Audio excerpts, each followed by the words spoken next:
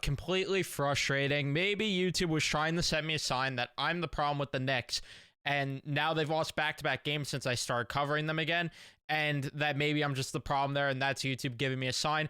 But what's going on, guys? Welcome back to Knick Central. I don't know if this is going up on a new channel or if this is going up on the original channel. I guess it all depends if YouTube decides to lift my ban or not.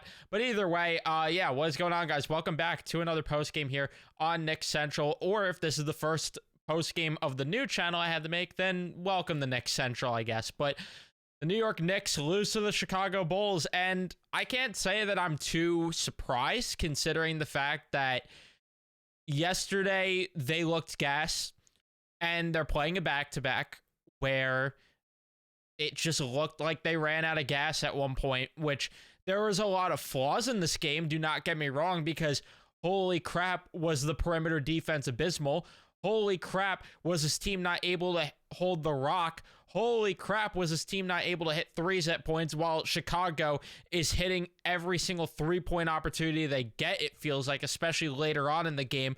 You look at the difference being 20 for 37 from downtown for the Bulls versus 8 for 30 for the Knicks.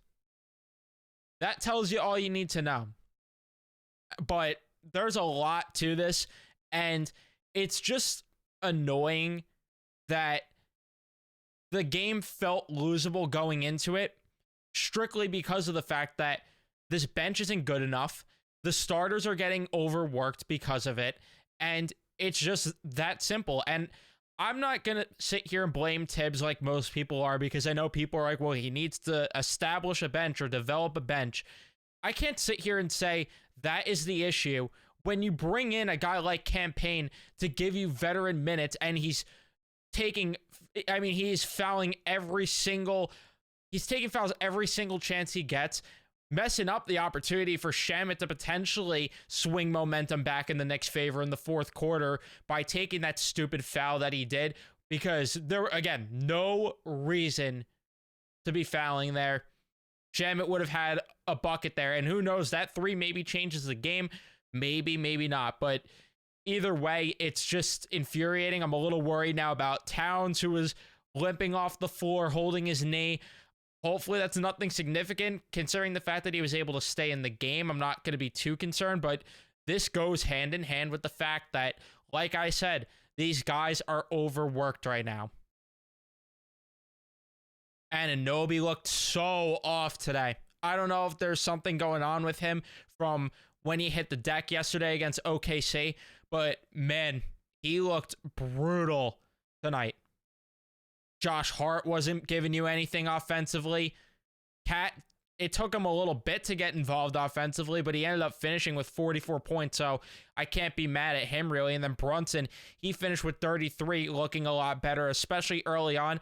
It's just annoying because a lot of the ball movement that I saw earlier on in the game just completely diminished by the second quarter. And it's similar to what happened against OKC. You're watching them move the ball around, watching them find each other, setting up opportunities, opening up the floor for one another.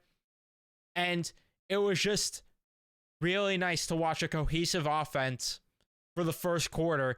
Second quarter was a bit there, and then third quarter out the window with everything. And then again, the perimeter defense is just brutal right now.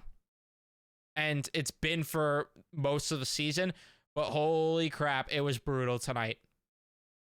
And then the fact that in the second and third quarters especially, they were just giving the Bulls points because they scored 19 of their points off of turnovers tonight.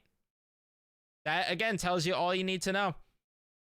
If the Knicks were able to hit a couple more threes to match the Bulls' energy, and if they were able to protect the rock better, you're walking out of Chicago with a W today, or it's at least a little bit closer than this. And it's just really annoying. Really, really is annoying. Because you just don't have enough right now off the bench to help you out. To help the starting five out that, again, just looks fatigued out there come later in the game. The Achua minutes are, I mean, it's an experiment. it's a roller coaster. That's the word I want to use. It's a roller coaster watching the Achua minutes, because sometimes he's making plays that I cannot even believe that he's making, and then other times he just looks brutal out there and he's getting bullied in the paint. Shamit, up and down with him, but there's just not enough scoring right now off of the bench, and I know that missing Deuce obviously is a big part of that, but there's only so much Deuce is going to bring to the table here, because that does not excuse the fact that the front court minutes, when Towns is out of the game, when Hart's out of the game, when OG's out of the game, the front court minutes are terrible.